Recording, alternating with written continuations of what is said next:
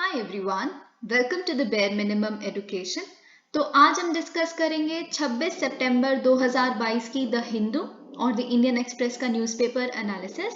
But I would want to begin today's video with an announcement, क्योंकि आप लोगों ने काफ़ी बार मुझे बोला कि मैं विजन आईएएस की मंथली मैगजीन्स के एक्सप्लेनेशन के साथ आऊँ। So today I want to announce that Wednesday को एक वीडियो डलेगी। वेंसडे को पार्ट 1 डलेगा। I will be covering the August के महीने की विजन आईएएस की monthly magazine in 2 parts. Okay, तो जो उसका पार्ट 1 होगा वो वेंसडे को अपलोड किया जाएगा अराउंड 4 PM के आसपास उसे अपलोड किया जाएगा, और जो उसका नेक्स्ट पार्ट होगा वो संडे को अपलोड होगा और वो भी 4 PM के आसपास ही होगा। एंड आई जेन्युइनली होप कि आप लोग सच में उन वीडियोस से बेनिफिट हो पाएंगे। I seriously and very genuinely hope that. और जहाँ तक आज के वीडियो की बात है, तो आज की वीडियो काफ़ी I can actually tell you कि जब आप पूरी वीडियो एंड तक देखेंगे आपको खुद को लगेगा कि आज की वीडियो का जो एनालिसिस था काफ़ी नुआंस्ड और काफ़ी इंपॉर्टेंट था, क्योंकि जो ब्रीफ आर्टिकल्स हैं और जो एडिटोरियल्स हैं दोनों न्यूज़पेपर्स में, वो दोनों ही बहुत इंपॉर्टेंट है। Alright, so let's get started. और हाँ, एक और बात, प्लीज़ आप वीडियो को लाइक ज़रूर करिएगा अगर आपको ये चैनल और ये इनिशिएटिव किसी भी फॉर्म में हेल्प कर रहा है। So first article is very premature to comment on India getting UNSC veto, Jaishankar. देखिए, मैं इसका पहले आपको प्रेमाइज देना चाहती हूँ, वो यहाँ नहीं लिखा, लेकिन अगर आप बाय चांस कुछ समय से न्यूज़पेपर को फॉलो नहीं कर रहे तो हो सकता है शायद आपको ये इवेंट ना पता हो। देखिए, लास्ट ईयर क्या हुआ था, जब जो बाइडन यानी कि जोसेफ बाइडन यूएस प्रेसिडेंट से ये पूछा गया था कि क्या आप सपोर्ट करते हैं, अप्रिशिएट करते हैं यूनाइटेड नेशंस सिक्योरिटी काउंसिल की एक्सपेंशन को, तो उनका आंसर काफ़ी डिप्लोमेटिक था। उन्होंने कहा था जी हाँ बिल्कुल, हम अप्रिशिएट करते हैं, सपोर्ट करते हैं यूनाइटेड नेशन सिक्योरिटी काउंसिल की एक्सपेंशन को, प्रोवाइडेड अगर जो उसकी एक्सपेंशन होगी वो वीटो को भी एक्सपैंड ना करे। मतलब veto should remain only with the 5 members, P5 permanent 5 members. तभी हम इस तरह की एक्सपेंशन को सपोर्ट करते हैं कि और टेम्परेरी मेंबर्स होने चाहिए और परमानेंट मेंबर्स होने चाहिए। ये था उनका स्टैंड 1 साल पहले। अभी भी रिसेंटली उन्होंने इस स्टैंड को सपोर्ट किया है कि हम इस तरह की जो एक्सपेंशन है उसको सपोर्ट करते हैं। अगर हम रशिया की बात करें तो रशिया का भी हमने कल उनकी स्टेटमेंट देखी थी, लेवरोव की। उन्होंने भी ये कहा था कि एक तो हम ब्राजील की जो रिप्रेजेंटेशन है यूनाइटेड नेशन सिक्योरिटी काउंसिल पे उसे सपोर्ट करते हैं, और एक इंडिया की, क्योंकि इंडिया एक एशिया के सेक्टर में, एशिया के रीजन में काउंटर बैलेंस एक्ट करेगा चाइना का। और अगर हम ब्राजील की बात करें तो साउथ अमेरिका का रिप्रेजेंटेशन ब्राजील अपने साथ लेके आता है। ओके, तो अब आपको मैंने प्रेमाइज दे दिया। अब हम देखते हैं ये क्वेश्चन इंडिया की प्रेस कॉन्फ्रेंस में जो मिस्टर जयशंकर से पूछा गया, तो उनका इस बात पे क्या कहना है कि देखिए, उनसे क्या पूछा गया कि आप क्या चाहते हैं कि इंडिया अगर परमानेंट मेंबर बने तो आपको वीटो पावर भी चाहिए। तो देखिए, उन्होंने इस पे क्या रिप्लाई किया है। उन्होंने कहा है, देखिए ये बहुत ही प्री मैच्योर होगा कि मैं इस चीज़ पे कोई कमेंट करूं। ना ही मैं बता सकता हूं कि हमारी पोजीशन क्या है, ना ही मैं ये बता सकता हूं कि बाकियों की पोजीशन इस बात पे क्या है कि वीटो होनी चाहिए एक्सपैंड की नहीं होनी चाहिए। और इन्होंने कहा है, देखिए कि ये तो हमें पता है कि बहुत सारी कंट्रीज अब धीरे धीरे जैसे यूएस और रशिया हमें सपोर्ट कर रही हैं परमानेंट सीट के लिए, but still this is very premature to comment on this.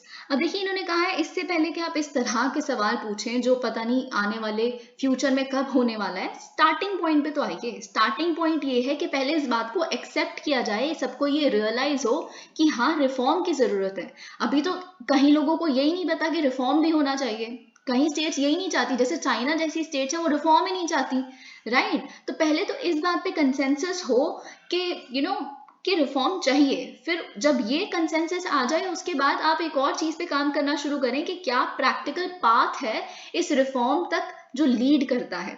Okay, तो देखिए बात क्या है, इन्होंने बहुत ही सार्केस्टिकली एक और चीज कही है एस जयशंकर ने। इन्होंने बोला है कि ये बहुत ही इनक्रेडिबल बात है, क्योंकि इतने साल बाद भी हमारे पास कोई टेक्स्ट ही नहीं है, हमारे पास कोई टेक्स्ट नहीं है।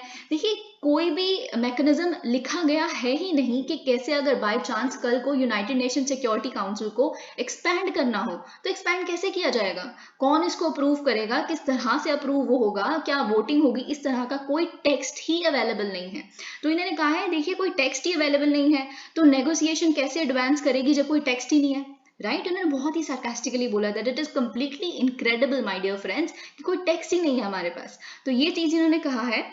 और देखिए उन्होंने ये भी कहा है कि इंडिया एडवोकेट सबसे पहले तो ये करता है कि हम टेक्स्ट बेस्ड नेगोशिएशंस करें, ठीक है। तो जिस तरह की इंटर गवर्नमेंटल नेगोशिएशन प्रोसेस के बारे में हम बात कर रहे हैं, जो प्रिंसिपल फ्रेमवर्क है यूएनएससी रिफॉर्म का, पहले तो आप इसके लिए टेक्स्ट बनाइए। अब एक और चीज हमने यहाँ पे देखी है वो ये है कि जयशंकर जी का कहना है कि हम शिफ्ट इन मूड रियलाइज कर रहे हैं, हमें पता चल रहा है कि पूरे संसार में अब एक्चुअल में मूड में शिफ्ट। देखिए हर साल ये यूएनजीए की ये जो सेशन होता है, जो 77 सेशन अभी हमने देखा, ये हर साल होता है। हर साल भारत अपना क्लेम रखता है कि हमें परमानेंट सीट मिलनी चाहिए क्योंकि हम इतनी बड़ी पॉपुलेशन को अपने साथ लेके आते हैं। हमारा जो ग्लोबल स्टेज पे स्टैंड है वो तो अब और स्ट्रांग हो गया क्योंकि हम 5th लार्जेस्ट इकोनॉमी भी बन गए हैं यूके को टेक ओवर करके। तो बहुत सारे रीजंस की वजह से हम बार बार कहते हैं कि it is actually a liability for United Nation security council to not have us on its platform.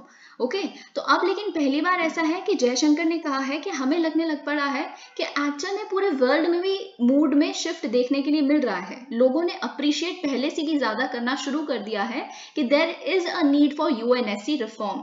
Okay तो ये इन्होंने चीज यहाँ पे कही है। देखिए अब ये जो फेस्टिवल है दशहरा फेस्टिवल आप जैसे भी इसको प्रोनाउंस करते हैं, अब आप समझेंगे ये तो हर साल होता है ना। दो that is a different thing कि कोविड-19 के टाइम पे ये चीज नहीं हुई। तो फिर आप कहेंगे आप इतने अनइम्पॉर्टेंट आर्टिकल्स हमारे साथ क्यों डिस्कस कर रहे हैं। तो आई टेल यू, मैं आपको एक ब्रॉडर थिंकिंग देने की कोशिश करूंगी इससे रिलेटेड। देखिए टूरिज्म पे एक बहुत ही इंपॉर्टेंट क्वेश्चन बनता है, या फिर एक क्वेश्चन बनता है कि कैसे हम भारत के टूरिज्म सेक्टर को लेवराज कर सकते हैं, और अभी तक ये अनलेवराज्ड सेक्टर है हमारे देश का, राइट। एक बहुत बड़ा, और फिर जैसे आप देखते हैं हॉस्पिटैलिटी सेक्टर है, उन्होंने कितनी जॉब्स खोई कोविड पैंडेमिक के टाइम पे, अब ये रिकवर कर रहा है। तो बहुत तरह से क्वेश्चन बन सकते हैं इस सेक्टर पे। तो मैं आपको एक बात बताती हूँ, मैं पहले इसकी कर्सरी रीडिंग दे दूं, फिर मैं आपको बताऊंगी कि आपका एक बहुत इंपॉर्टेंट पॉइंट इस पे किस तरह से फ्रेम किया जा सकता है। Okay so let me actually give it a cursory reading. देखिए द सिटी ऑफ पैलेसेस, जिसे हम मैसूर कहते हैं, मैसूर में एक 10 दिन का इवेंट होता है दशहरा इवेंट। ये एक स्टेट फेस्टिवल है, आपको ये भी पता होना चाहिए। ये कर्नाटका का ऑफिशियल स्टेट फेस्टिवल है जिसको एक्चुअल में गवर्नमेंट फंडिंग भी मिलती है इसको 10 दिन तक कंडक्ट करवाने के लिए, ठीक है। तो ये चीज आपको पता होनी चाहिए क्योंकि टूरिज्म सेक्टर का एक बहुत बड़ा पार्ट ये बन जाता है, और ये कर्नाटका का और स्पेशली मैसूर रीजन का एक बहुत ही इंपॉर्टेंट इकोनॉमिक ड्राइवर भी है। तो ये चीज पता होनी चाहिए आपको कि tourism alone generates nearly 80,000 direct jobs in Mysore, okay, and its surrounding regions. तो ये भी चीज आपको पता होनी चाहिए। और राइट, अगर हम मैसूर के दशहरा फेस्टिवल की बात करें तो आपको इसका रिलीजियस अंडरटोन पता है कि क्या होता है। इस दिन स्ले किया जाता है, मारा जाता है डेमन महिषासुर को बाय गॉडेस चामुंडेश्वरी, राइट। तो उनसे मारा जाता है, माँ चामुंडा जिन्हें हम कहते हैं, राइट, उनके द्वारा मारा जाता है महिषासुर को। ये इसका रिलीजियस अंडरटोन है। लेकिन सिंबल सिर्फ इतना नहीं है कि इसका रिलीजियस गुड ओवर एवल यही हम देखें। बात ये है कि इसके तहत और भी चीजें हैं इस फेस्टिवल से जो इमर्ज होती हैं। देखिए ये प्लेटफॉर्म प्रोवाइड करता है जो स्टेट का कल्चरल हेरिटेज है, कल्चरल डाइवर्सिटी है, उसको एग्जिबिट करने की। अब आप मेरी बात सुनिए, देखिए अगर हमें टूरिज्म सेक्टर को लिबराज करना है तो हम क्या क्या कर सकते हैं। जैसे हम क्या पॉइंट्स लिख सकते हैं कि जैसे अगर महाराष्ट्र में कोई फेस्टिवल होता है तो हम उसका लिखें, राइट। अगर हम पोंगल कहीं पे बहुत अच्छे से सेलिब्रेट किया जाता है तो हम उसको इंटरनेशनल टूरिज्म का पार्ट दे सकते हैं। अगर 10 दिन का इवेंट कर्नाटका में इस तरह से दशहरा फेस्टिवल हो रहा है तो इंडिया को इसको एक लार्जर लेवल पे लेके जाना चाहिए, क्योंकि हम हमेशा कहते हैं कि we feel pride in our cultural heritage. तो ऐसे अगर आप इंडिया का मैप अपनी आंखों के सामने इमेजिन करेंगे तो हर स्टेट का कुछ ना कुछ अपना स्पेशलिटी है, है ना। जैसे यहाँ पे बोट रेस होती है केरला में, कर्नाटका में आप ये दशहरा फेस्टिवल देख सकते हैं। अगर आप ईस्ट में आए तो उनके अपने फेस्टिवल्स हैं, राइट। बिहू डांस होता है जो असम वाले रीजन में, आप उसे लिख सकते हैं कि उनका ओणम, पोंगल, इस तरह को। अभी तक ये क्या है, डोमेस्टिक स्फीयर में रहा है। अगर हम अपने टूरिज्म सेक्टर को और इंटरनेशनल लेवल पे लेके जाना चाहते हैं तो ये जो हॉटस्पॉट्स बन सकते हैं, कुछ कुछ रीजन जो अपने में स्पेशल हैं, इन तरह के टूरिज्म सेक्टर को लेवराज करने के माध्यम से। जैसे आप अम्बेडकर सर्किट जो रेलवे ट्रेन चल रही है, अयोध्या सर्किट, ये सब भी एक अपनी तरह से टूरिज्म का ही पार्ट बन जाते हैं। ऑलराइट, तो अगर आप इंडिया का एक मैप ड्रॉ करेंगे, फिर आप उसमें डिपिक्ट कर देंगे कि इस तरह से इन सेक्टर्स को इन रीजन्स में इस पर्टिकुलर फेस्टिवल की स्पेशलिटी है और इसको लेवराज किया जा सकता है इंटरनेशनल लेवल पे, that would be a definitely win point for you. Okay, अब देखिए यहाँ पे क्या है, आपको बहुत अच्छे से पता होगा कि नीलकुरंजी फ्लावर्स कौन से होते हैं, स्ट्रोबिलैंथस कुंथियाना। आपको अगर इसका साइंटिफिक नेम पता है, आई थिंक ये 10th क्लास की साइंस की बुक में भी था, if I am not wrong, या फिर 11th क्लास की may be, I don't know. तो लेकिन ये बहुत अच्छे से हमें पता है कि नीलकुरंजी फ्लावर्स क्या होते हैं। कुछ पॉइंट्स मैं आपको इसके बारे में जरूर बताना चाहूंगी क्योंकि ये बहुत ही यूनिक फ्लावर है। अगर आप यहाँ पे पढ़ सकते हैं कि फ्लावर्स 12 साल में एक बार फ्लावर होता है, दे ब्लूम वंस इन 12 years। तो आप सोच सकते हैं एक जगह पे अगर नीलकुरंजी फ्लावर्स 12 साल पहले आए थे, 12 साल बाद अब आए हैं, तो कितना ज्यादा इसका क्रेज हो जाता है। लेकिन ऐसा क्यों है, सबसे पहले तो आपको यही बता देती हूँ कि ऐसा क्यों है। इससे पहले कि मैं आपको कुछ फैक्ट्स बताऊं, पहले मैं आपको इसकी बायोलॉजी बता देती हूँ, थोड़ी सी बॉटनी बता देती हूँ। देखिए, जो स्ट्रोबिलैंथस कुंथियाना है ना, एक्चुअली तो इसका देखिए, आपको पता है कि सबसे पहले तो पॉलिनेशन करवानी होती है। कोई आके वहां पे अपना वो जर्म डालेगा, फिर फर्टिलाइजेशन होगी, तो सबसे पहले तो पॉलिनेशन होनी होती है। तो इसके पॉलिनेशन को ही काफी लंबा समय लगता है, अराउंड 11-12 साल इसकी पॉलिनेशन को ही लगता है। ये आपको बता दूं कि इतना लंबा समय क्यों लगता है। ये बॉटनी में एक मैकेनिज्म होता है, सर्वाइवल मैकेनिज्म।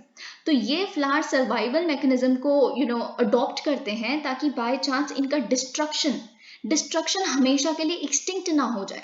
क्योंकि देखिए, अगर आप क्या करते हैं, जैसे ये जो फ्लावर्स हैं, ये फ्लावरिंग हुई, फिर इन्होंने सीड्स रिलीज किए, सीड्स रिलीज करते ही ये लोग मर जाते हैं, दे डाई। ठीक है, फिर उसके बाद जो सीड्स रिलीज हो गए हैं वो अंदर धसेंगे सॉइल में, फिर उससे प्लांट बनेगा, फिर 12 साल लगेंगे पॉलिनेशन होने में, फिर दोबारा फ्लावर्स आएंगे, और ये साइकिल इतनी लंबी चलती है। अगर बाय चांस आप सोचिए कि हर साल में इनका ऐसा हुआ, कुछ भी बर्ड्स वगैरह जो है इनको डिस्ट्रॉय कर दें, खा लें, तो ये परमानेंटली एक्सटिंक्ट हो सकते हैं। अब जब ये पॉलिनेशन को ही इतना समय लेंगे तो ऑटोमेटिकली जो फ्लावर ब्लूमिंग हुई कोई इतने साल बाद होगी, और इनका सर्वाइवल जो रेट है वो काफी इंश्योर्ड रहेगा। अब कुछ इंपॉर्टेंट पॉइंट्स जो आपके लिए इंपॉर्टेंट है, ये तो मतलब कहानी थी पूरी। अब जो इंपॉर्टेंट पॉइंट्स आपको याद रखने हैं, सबसे पहला तो एक श्रब है ये। Okay, it is a shrub which is found in the Shola forest of western Ghats, Kerala, Karnataka, Tamil Nadu. Okay, इनके जो शोला फॉरेस्ट यहाँ पे होते हैं वेस्टर्न घाट्स में, ये आपको याद रखना है। पहले तो ये श्रब है, ये पॉइंट आप कभी मत भूलिएगा। और एक बहुत ही इंटरेस्टिंग फैक्ट जो आपको पता है, जो नीलगिरी माउंटेन्स हैं, राइट, नीलगिरी माउंटेन्स अपना नाम ही इन्हीं से डिराइव करते हैं, नीलकुरंजी फ्लावर से ही। क्योंकि तामिल की अगर हम बात करें तो तामिल में neelam is blue and giri is mountain, so it is known as blue mountains, the mountains which are full of blue flowers. Okay, तो ये चीज आपको पता होनी चाहिए। अगर हम देखें इनकी डॉक्यूमेंटेशन की बात करें तो ये कब कब फ्लावर किए, तो 1838 से लेके अभी तक इनकी काफी सारी मतलब हमने साइकिल्स देखी है।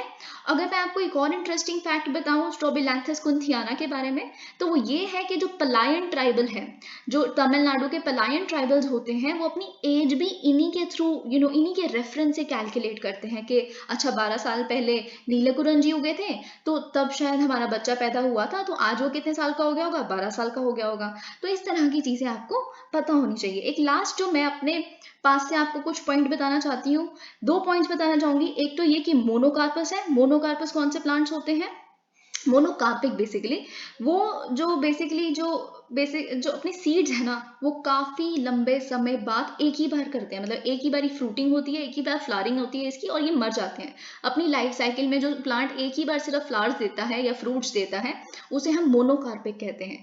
एक बहुत इंटरेस्टिंग फैक्ट, ये शायद आपके लिए बहुत इंपॉर्टेंट बन सकता है, एंड आई डाउट ये कहीं भी आपको मिलेगा। तो मैं आपको ये बता देती हूँ कि अगर आपने संगम लिटरेचर के बारे में सुना हो, राइट, तो संगम लिटरेचर में जो तमिल लिटरेचर है उसमें जो पूरी तमिल लैंड है उसको 5 कैटेगरीज में डिवाइड किया जाता है। ये बात आपको पता है अगर आप संगम लिटरेचर को पढ़ चुके हैं, मतलब कभी भी उसके बारे में थोड़ी हिस्टोरिकल बैकग्राउंड आपको पता है। तो उसमें 5 पार्ट्स में जो लैंड को डिवाइड किया जाता है, पहला है कुरिंजी जिसको हम माउंटेनियस लैंड कहते हैं, दूसरा है मुल्लाई जिसको हम फॉरेस्टेड लैंड कहते हैं, तीसरा है मरुथम जिसको हम एग्रीकल्चरल लैंड कहते हैं, चौथा है नीथल, नीथल क्या होता है, कोस्टल एरिया, और पांचवा है पालाई, पालाई इज डेजर्ट, ये आपको पता है, राइट। तो आप इसमें देख सकते हैं जो कुरिंजी है, जो कुरिंजी एरिया है, माउंटेनियस एरिया है, वो उसका नाम कहाँ से आया है, स्ट्रोबिलैंथस कुंथियानस से। ओके, तो ये बात आपको पता चल गई। वैसे अगर हम मुलाई एरिया देखें तो मुलाई जैस्मिनम से आया है, बट दैट्स नॉट इम्पॉर्टेंट, जो मुझे आपको बताना था वो चीज मैंने आपको बता दी। ओके, तो हम बाकी चीजें देखते हैं। देखिए, ये आपको मैं एक बात बताऊं, soft power the new race every country wants to win, yes. तो देखिए ये आर्टिकल आपके लिए बहुत इंपॉर्टेंट है। बाय चांस कल को क्वेश्चन आ जाता है, और ये सेम क्वेश्चन आ सकता है कि कैसे जो स्पोर्ट्स है वो एक सॉफ्ट पावर का इशू बन सकता है, इंडिया कैसे इसको विन कर सकता है सॉफ्ट पावर की गेम को स्पोर्ट्स के माध्यम से, क्योंकि टोक्यो 2020 बहुत ही ज़्यादा क्रेज उसका देखा था हमने क्वेश्चंस भी देखे फिर उसके बाद प्रीलिम्स में। फिर अगर हम इसकी बात करें तो फिर उसके बाद अभी कॉमनवेल्थ गेम्स हुई हैं, इस तरह का जैसे मैंने कल आपके साथ डिस्कस किया था रॉजर फेडरर रफाल नडाल का जो इतना इमोशनल सीन। तो sports is becoming very important, no doubt we can expect कि कोई भी क्वेश्चन पूछा जा सकता है स्पोर्ट्स के, और इंडिया क्यों पीछे लैक कर रहा है और इंडिया इसको कैसे ओवरकम कर सकता है, अपनी डेफिशिएंसीज को कैसे हमारा सॉफ्ट पावर को बढ़ा सकता है, ये बहुत इंपॉर्टेंट बन जाता है हमारे लिए डिस्कस करना है। This is a beautiful article and I am telling you that. Okay, तो हम इसको रीड करने के बाद इंडियन एक्सप्रेस का एक एडिटोरियल रीड करेंगे जो बहुत इंपॉर्टेंट है, which is written by former DGP Prakash Singh himself. अगर आप प्रकाश सिंह जजमेंट जानते हैं जिसमें सुप्रीम कोर्ट ने कुछ गाइडलाइंस पुलिस रिफॉर्म्स के लिए ले डाउन की थी 2006 में, तो वो जजमेंट बहुत इंपॉर्टेंट है। उस एडिटोरियल में वो जजमेंट की गाइडलाइंस तो नहीं लिखी, पर आई वुड सजेस्ट कि आप खुद जाके आज जरूर पढ़ें कि क्या गाइडलाइंस पुलिस रिफॉर्म्स की दी गई थी। Okay, but we will discuss this article first. तो सॉफ्ट पावर क्या होता है, सबसे पहले तो हार्ड पावर क्या होता है। हार्ड पावर क्या होता है, जो फोर्स, जो भी चीज आप फोर्सफुली कर पाए, जो आपकी मिलिट्री कर सकती है, आर्मी कर सकती है, उसे हम हार्ड पावर कहते हैं, ठीक है। तो सॉफ्ट पावर क्या होता है, सॉफ्ट पावर का कॉन्सेप्ट आपको पता है, अमेरिकन पॉलिटिकल साइंटिस्ट जोसेफ नाई ने दिया था, राइट। जोसेफ नाई का क्या कहना था लेट 1980s में, कि सॉफ्ट पावर वो होती है जिसे हम कहते हैं power of attraction through culture, political ideas and policies rather than coercion. Okay, मतलब फॉर एग्जाम्पल जैसे अगर कोई है, मैं आपको कुछ एग्जाम्पल्स अपने पास से देती हूँ। भारत का योगा को इतने स्तर पे लेके जाना, भारत की स्पिरिचुअलिटी बहुत ही कंट्रीज के लिए अपने में काफी अट्रैक्शन का स्रोत है हमारे भारत का ये, ठीक है। हमारा आप देख सकते हैं जो इस्कॉन टेम्पल्स हैं उनकी रशिया में इतने सारे फॉलोअर्स हैं, बहुत सारी कंट्रीज में फॉलोअर्स हैं, तो ये भी कहीं ना कहीं आप कह सकते हैं कि हमारे कल्चर का सॉफ्ट पावर का पार्ट है।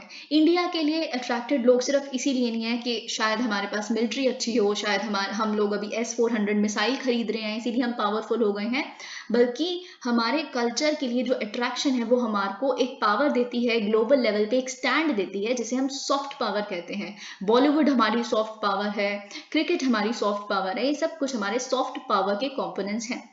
ओके, अब आपको समझ आ गया होगा।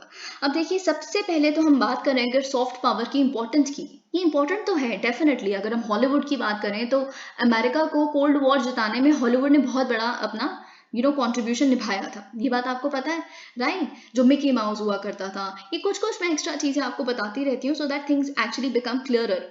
ओके, लेकिन अब सबसे ज्यादा इंपॉर्टेंट हो सकता है स्मॉलर नेशंस के लिए इन्वेस्ट करना अपने इंटरनेशनल स्पोर्टिंग इवेंट्स में जिसमें उनकी कंट्री पार्ट लेती है, ताकि उनके नेशन की सॉफ्ट पावर को वो इन्हांस कर सके। ओके, देखिए ये इसमें कोई शक वाली बात नहीं रह गई कि golden period of Indian sports has begin, definitely आप टोक्यो ओलंपिक्स की बात देखिए, ठीक है, बर्मिंघम 2022 कॉमनवेल्थ गेम्स की बात देख लीजिए, ये एग्जाम्पल्स हैं कुछ हमारी अच्छी परफॉर्मेंस की स्पोर्ट्स में। जब नीरज चोपड़ा ने ओलंपिक गोल्ड मेडल देखा तो आप जीता, तो आप देख सकते थे उस टाइम पे कि कितनी फैन फॉलोइंग, कितना ज़्यादा, किस तरह का उनको वेलकम मिला और किस तरह से they actually become celebrities and the heroes of our nation. तो आप देख सकते हैं कि he has become a household name and there is no doubt about it. Okay, वैसे ही अगर हम कॉमनवेल्थ गेम्स की बात करें तो इंडियन एथलीट्स ने 61 मेडल्स जीते, इंक्लूडिंग 22 गोल्ड मेडल्स। ओके, तो देखिए अब क्या है, it encourages working working on our part to attain a status of great geopolitical actor. अब हम देखेंगे कैसे। देखिए अभी तक अगर हम बात करें, हमारे पास कोई ऐसी रिसर्च, कोई ऐसा सर्वे, कोई ऐसी इंपेरिकल एविडेंस नहीं था जिससे हमें ये पता चल सके कि कैसे ओलंपिक्स में या वर्ल्ड चैंपियनशिप्स में अगर कोई कंट्री अच्छा परफॉर्म करती है तो उसकी सॉफ्ट पावर इंप्रूव होती है कि नहीं होती। पर हमारे पास एक छोटा सा सैंपल सर्वे है जिसके तहत हमें ये पता चलता है, जब फ्रांस की कम्युनिटी से पूछा गया, क्वेश्चंस पूछे गए एक साइंटिस्ट द्वारा कि आपको क्या लगता है जो चाइना इतने ज़्यादा उनकी जो मेडल टैली है वो तो कुछ अलग ही लेवल पे है, China is doing exceptionally well at sports, आपको ये बात पता है, ओलंपिक्स में भी, America I think comes second almost. तो चाइना के बारे में जब क्वेश्चन पूछा गया कि आपको क्या लगता है कि उनकी नेशनल सॉफ्ट पावर पे पॉजिटिव इफेक्ट पड़ता है उनकी इन जीतों की वजह से, तो देखिए बिल्कुल हाँ पड़ता है, ये बात सच है। पर चाइना जैसी कंट्रीज में या साउथ कोरिया जैसी कंट्रीज में ना एक कैच है, इनके लिए सॉफ्ट पावर इतनी कभी भी बनी नहीं सकती क्योंकि चाइना एक कम्युनिस्ट कंट्री है, ठीक है। तो उनको लेके जिस तरह का अथॉरिटेरियनिज्म वो अपनी कंट्री में अप्लाई करते हैं, तो उनके खिलाफ ऑलमोस्ट हर कंट्री प्रिजुडिस्ड है। सबको लगता है ये इन्वेजन कर लेंगे कल को हमारे यहाँ पे आके और ये हमें डेथ ट्रैप में फंसा देंगे, और वो अपने लोगों के साथ बिल्कुल कोई डेमोक्रेसी नहीं है, freedom of speech and expression नहीं है। तो ये प्रीजुडिस है जो चाइना के अगेंस्ट रहेगा। China is number 1 in sports, at least as far as Olympics and other games are concern. पर चाइना का ये थोड़ा सा नेगेटिव फैक्टर आ जाता है क्योंकि उनका ह्यूमन राइट्स जो रिकॉर्ड है वो बहुत खराब है, वो उइगुर मुस्लिम्स के साथ क्या कर रहे हैं ये बात सबको पता है, ठीक है। तो ये थोड़ा सा वो चूक जाते हैं इस चीज में। वैसे ही रशिया भी आज एक अथॉरिटेरियन स्टेट के रूप में देखी जाती है। नॉर्थ कोरिया तो चलो मतलब उस हर्मिट किंगडम के बारे में तो सब पता नहीं क्या ही राय है, ठीक है। तो it is very difficult for these countries to build branding for themselves. पर ऐसा इंडिया के केस में अप्लाई नहीं होता। इंडिया एक डेमोक्रेटिक कंट्री है, तो हमें इन सारे फैक्टर्स के बारे में चिंता करने की ज़रूरत है ही नहीं। पर कुछ चीज़ें हैं जो हम चाइना से ज़रूर सीख सकते हैं। देखिए हम अगर थोड़ा सा भी अच्छा परफॉर्म करेंगे ना, इंडिया का जो लेवल है आप देख सकते हैं, विराट कोहली की फ़ैन फॉलोइंग देख सकते हैं आप, सचिन तेंदुलकर की फ़ैन फॉलोइंग देख सकते हैं आप, शाहरुख खान की फ़ैन फॉलोइंग देख सकते हैं कि कैसे सॉफ्ट पावर के भारत का नाम कहीं लोग, यू वुड बी अमेज्ड कि भारत को बाहर वाले देश कई लोग जानते ही शाहरुख खान के नाम से हैं, कई लोग जानते ही लैंड ऑफ विराट कोहली के नाम से हैं। So, it becomes easier for people to actually relate to a country through these mechanisms. Okay, तो ये चीज़ तो हो गई, लेकिन कुछ चीज़ें हैं, कुछ लेसन हैं जो हम चाइना के केस से सीख सकते हैं। चाइना से वैसे हम सच में बहुत कुछ सीख सकते हैं, मतलब बुरी चीज़ें नहीं, हमेशा सीखना तो अच्छा ही चाहिए, इंसान कैसा भी हो, ठीक है, उसमें कुछ ना कुछ अच्छा तो होता ही है। तो चाइना से हम इस केस में क्या सीख सकते हैं, जो उनकी सुपीरियोरिटी है एलीट स्पोर्ट्स में, उसको वो यूज़ करते हैं पीपल टू पीपल रिलेशंस को भी बिल्ड करने में। जैसे जो एथलीट्स हैं अफ्रीकन कंट्री से, जैसे मेडागास्कर, उनको वो ट्रेन करते हैं स्विमिंग में, बैडमिंटन में, टेबल टेनिस में, चाइना में, ठीक है। जो अफ्रीकन कंट्री के जो बनना चाहते हैं एथलीट, उनको वो ट्रेन करते हैं अपने देश में बुला के, ठीक है। और फिर बीजिंग क्या करता है, एक पॉजिटिव इम्पैक्ट उनके वहाँ की पॉपुलेशन पे, उनकी वाइडर पॉपुलेशन पे भी छोड़ता है। डेफिनेटली अगर कोई कंट्री आपको बुला के वहाँ ट्रेन कर रही है, रख भी रही है, आपका खर्चा भी उठा रही है, बहुत जिस भी तरह का उनका MOU साइन होता है, तो ऑब्वियसली आप पॉपुलेशन को भी अच्छा सिग्नल भेज रहे हो पीछे जो बैक होम, राइट। तो ये क्या होता है, अच्छे फॉर्मल रिलेशंस भी, जब आप स्पोर्ट्स में अच्छे रिश्ते मेंटेन करते हो तो आप देख सकते हैं अफ्रीका और चाइना के बीच में कितने अच्छे रिश्ते हो गए हैं। आपको अगर याद हो तो मैंने आपके साथ कल और परसों दोनों दिन डिस्कस किया था कि जो USA एक बिल लेके आया है कि जो भी अफ्रीकन कंट्री चाइना और रशिया के साथ डील करेगी उस कंट्री पे और उनके लीडर पे सैंक्शंस लगाई जाएगी और उनको पनिश किया जाएगा। तो इस पे साउथ अफ्रीकन फॉरेन मिनिस्टर ने क्या कहा है, हम USA की इस तरह की टारगेटिंग को बिल्कुल एक्सेप्ट नहीं करेंगे, जिस कंट्री को जैसे चाइना से डील करना है करने दो, आप कौन होते हो, राइट। तो आप देख सकते हैं किस तरह का सपोर्ट अफ्रीका और चाइना में आज बिल्डअप हो चुका है। इनफैक्ट चाइना ने एक और मेमोरेंडम ऑफ अंडरस्टैंडिंग साइन किया हुआ है कंट्री सच एज कीनिया के साथ। क्यों? क्योंकि जो चाइनीज रनर्स हैं, ये लोग रनिंग में बहुत शानदार है कीनिया, राइट? आपको ये बात पता है। तो चाइनीज रनर जो है वो उनको ट्रेन किया जाता है कीनियन एथलीट्स के साथ, ठीक है? तो इससे because they are among the best in the world, okay, long distance running में। तो ये चीजें आप देख सकते हैं। हम ये इनसे सीख सकते हैं, India toto is like walk. India की जो मेडल टैली है टोक्यो ओलंपिक्स गेम्स में, वो 7 थी, ठीक है? Almost it was the most decorated Olympic games in Indian history, that you know. पर इसमें कोई छुपाने वाली बात नहीं है, ये आपको भी पता है, ये हमें भी पता है, ये सबको पता है कि हमारा जो देश है ना, वो एक्चुअली वर्ल्ड में से सबसे poorest population to medal ratios के अंडर आता है। हमारी पॉपुलेशन देखिए एक बारी, और हमारे मेडल काउंट देखिए कि कितना ही कम है ओलंपिक्स में।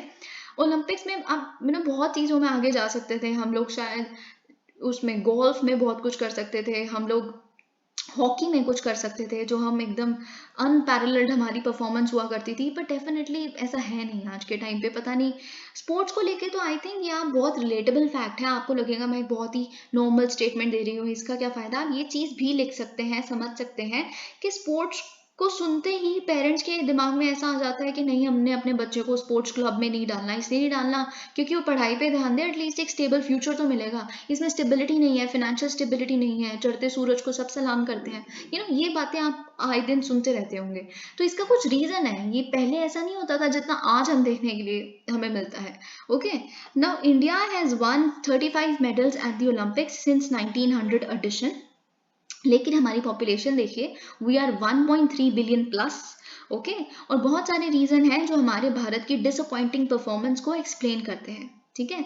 जो प्रोफेशनल एंगेजमेंट स्पोर्ट्स में होनी चाहिए, it is hampered by relatively low and scant exposure of Indians to sports at the elementary school level. जब आप एलिमेंट्री स्कूल लेवल पे स्पोर्ट्स को एक करिकुलम का पार्ट ही नहीं बनाएंगे, जब आपका पीटी पीरियड जो होता है वही एक नामात्र बस वो होता है जिसमें बच्चे थोड़ा बहुत कुछ इधर उधर कर लेते हैं या पत्थर पुत्थर इधर उधर फेंकते रहते हैं, तो फिर आप कैसे एक्सपेक्ट करोगे कि आपके बच्चे शानदार परफॉर्म कर लेंगे कहीं और जाके? या उनको जब एक्सपोज ही नहीं कर रहे आप इन तरह के एक्टिविटीज से, then how are you even expecting something? Okay, तो ये चीज आपको पता होनी चाहिए। और सितंबर 2014 की ये स्कीम आप याद रख सकते हैं। सितंबर 2014 में क्या हुआ था, मिनिस्ट्री ऑफ स्पोर्ट्स ने लॉन्च किया था टारगेट ओलंपिक पोडियम स्कीम, जिसे हम टॉप स्कीम कहते हैं। एक तो आप एग्रीकल्चर के मामले में देखते हैं टॉप स्कीम है ना, और एक इधर, अब तो खैर वो टोटल स्कीम बन चुकी है, top is not top now, खैर दैट्स अ डिफरेंट थिंग।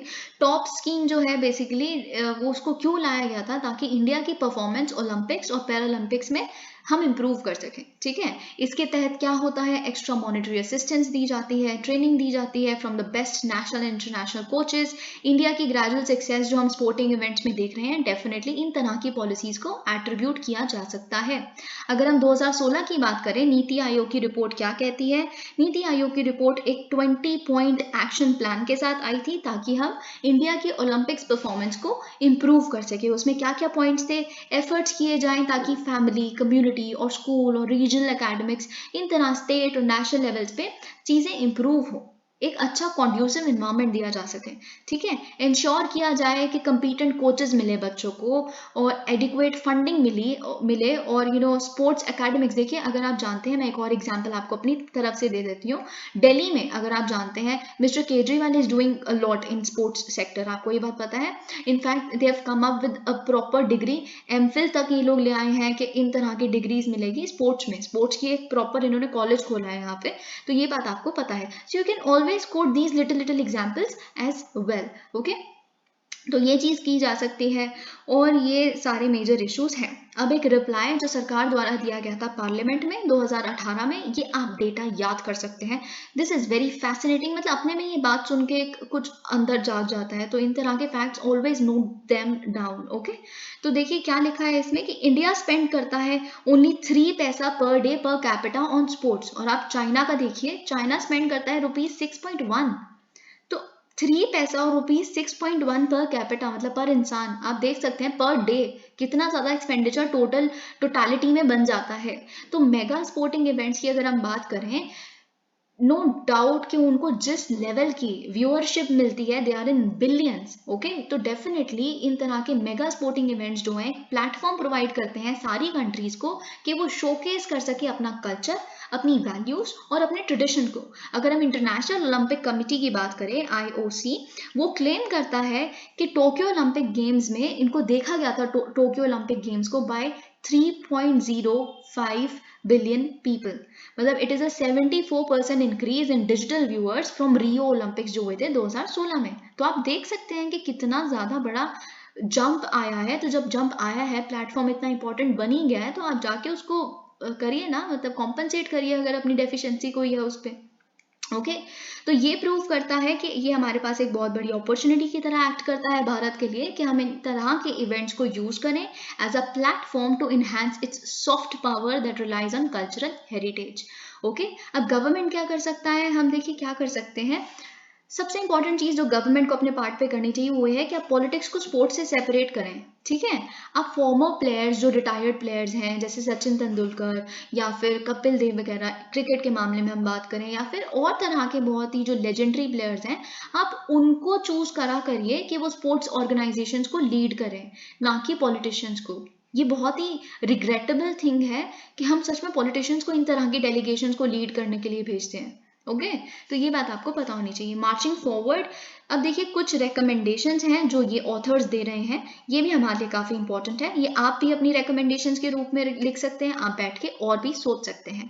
ठीक है, फर्स्ट रिकमेंडेशन है कि इंडिया को कॉन्सेंट्रेट करना चाहिए कि वो MOU साइन करें बहुत सारे देशों के साथ। जो जो देश अपने कुछ स्पेसिफिक स्पोर्ट में अच्छा है उनके साथ हम MOU साइन कर सकते हैं, ताकि भारतीय जो प्लेयर्स हैं उनको ओवरसीज जाके ट्रेनिंग मिले।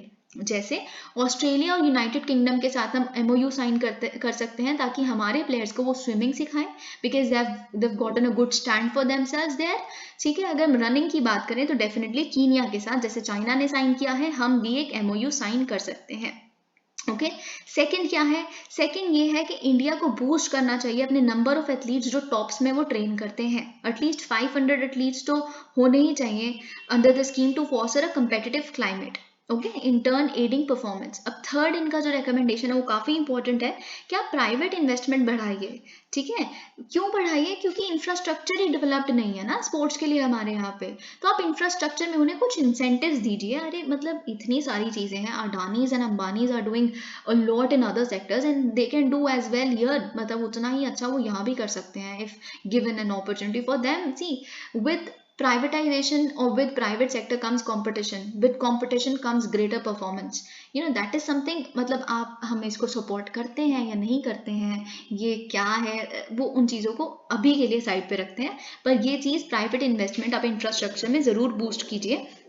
इससे क्या होगा, देखिए ह्यूज मार्केट भी होगा प्राइवेट प्लेयर्स के लिए to invest in. For example जो लीडिंग कॉर्पोरेट हाउसेज हैं भारत के, उन्होंने ऑलरेडी एक एक्टिव पार्टिसिपेशन दिखाई है, इन्वेस्टमेंट दिखाई है to improve sporting performance as a result of unique corporate sports programmes. ठीक है, तो इस तरह के प्रोग्राम्स को और सपोर्ट कीजिए आप।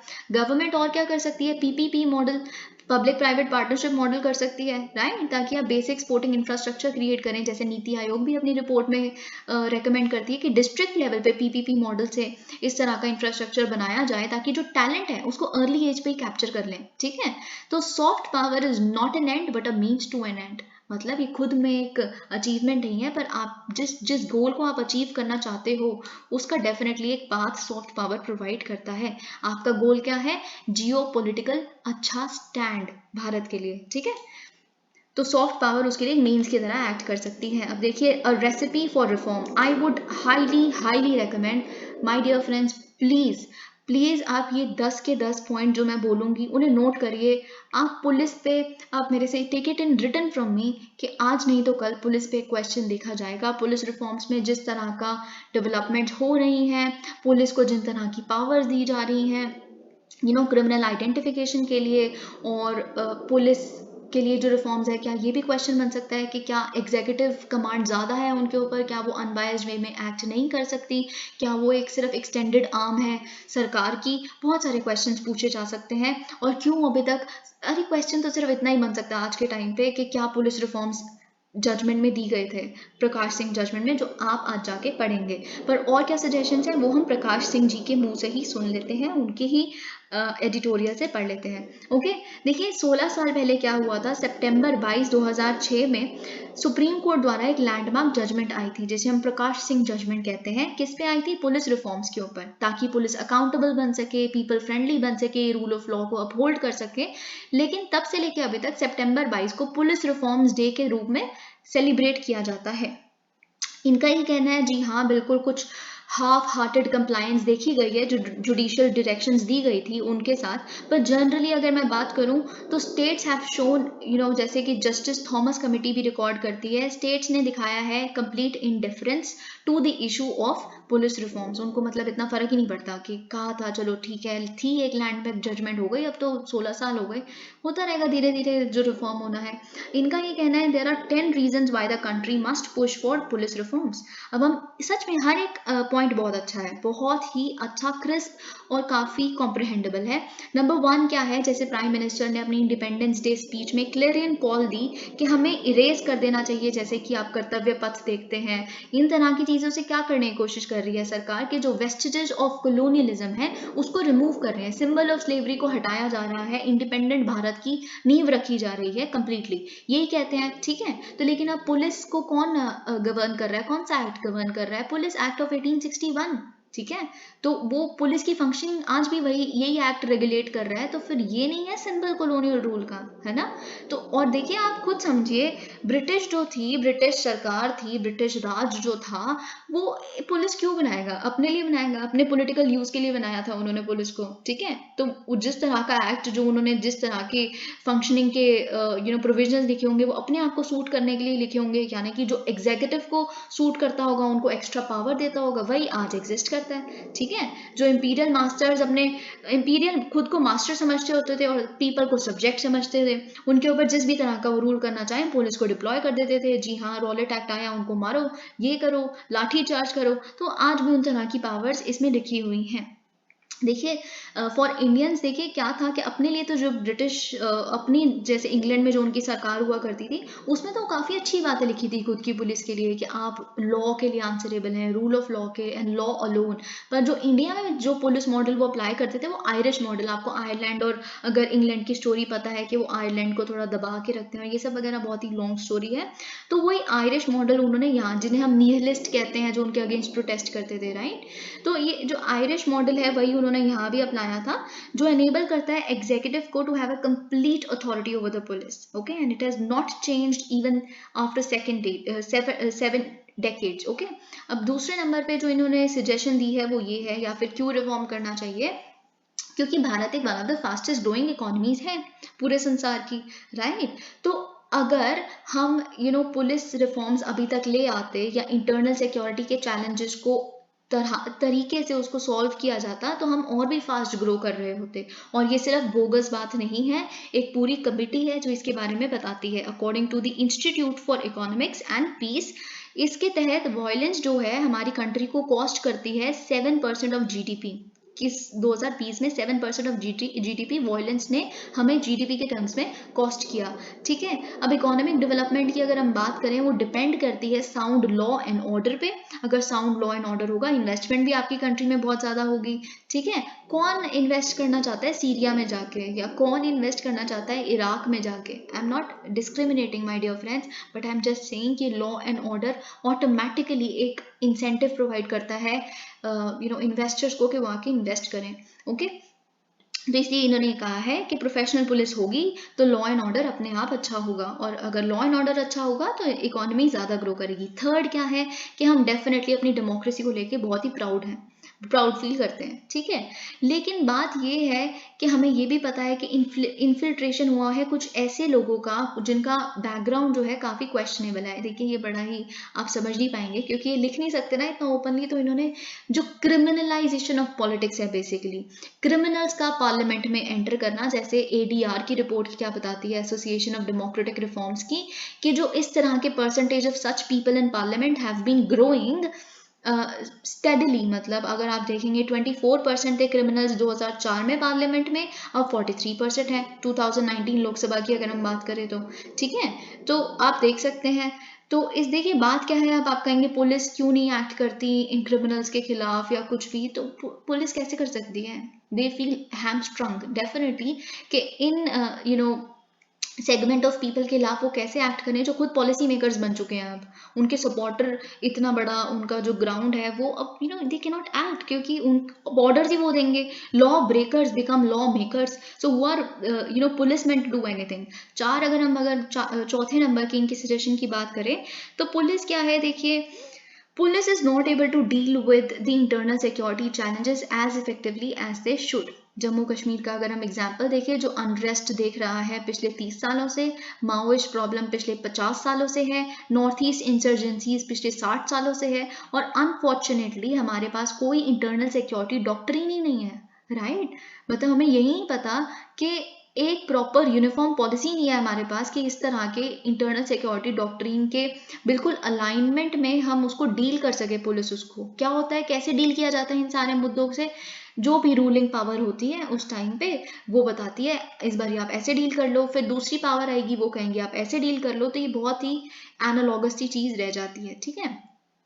अब फिफ्थ क्या है, फिफ्थ इनकी सजेशन है, देखिए people in general do not have confidence in the police. ये बात तो मतलब I do not even need to explain this point.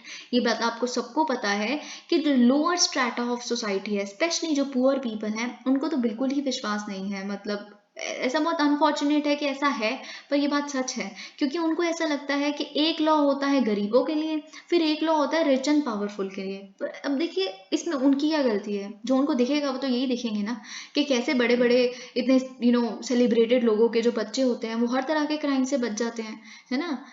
पर जो वो हैं उन अगर छोटा सा भी क्राइम करेंगे उनका तो मतलब अंडर ट्रायल्स देखिए ना आप, कितने हैं तिहाड़ जेल में, अंडर ट्रायल्स ही इतने हैं जिनका आज तक यही नहीं प्रूव हुआ कि उन्होंने कुछ क्राइम भी। 16 साल बाद एक बंदे को भी पीछे रिहा किया गया कि आप मतलब आपकी कोई गलती थी नहीं थी, एक्विट कर दिया। 16 साल उस गरीब बंदे को ऐसे ही रखा अपने अंदर।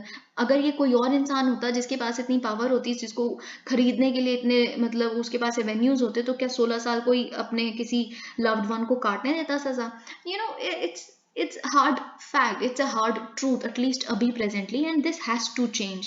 यही प्रकाश सिंह जी भी कहते हैं कि अगर पुलिस देखिए पुलिस को एक प्रॉपर रिफॉर्म के तहत आइसोलेट ही कर दिया जाए इस तरह के इन्फ्लुएंस पॉलिटिकल या फिनेंशियल क्लाउड वाले लोगों से, तो वो अपनी ड्यूटी प्रॉपरली करेंगे। उनको कोई लेना देना नहीं है, उनकी आंखों में जब सब बराबर होंगे तो वो ऐसा नहीं होगा कि एक क्रिमिनल एंटर किया तो उसको सलाम साहब कह रहे हैं, right. I am sorry for this thing, पर ऐसा लगता है सच में गरीब लोगों को। सिक्स पॉइंट क्या है, लॉ एंड ऑर्डर प्रॉब्लम्स जो हैं they are becoming more complex, है ना। आप ऑर्गेनाइज क्राइम देखिए, आप इंटरनेशनल डायमेंशन उसने अचीव कर लिया है। Arms trafficking, drugs trafficking, cyber crime देखिए आप, साइबर क्राइम तरह के जो लोग जो जिस तरह के क्राइम्स हैं उनसे डील करने के लिए एक बहुत ही हाई लेवल की सोफिस्टिकेशन और एक्सपर्टीज चाहिए पुलिस को, राइट। और ये सिर्फ तभी अचीव कर सकते हैं जब politicians stop looking at the police as an instrument to promote their narrow partisan ends.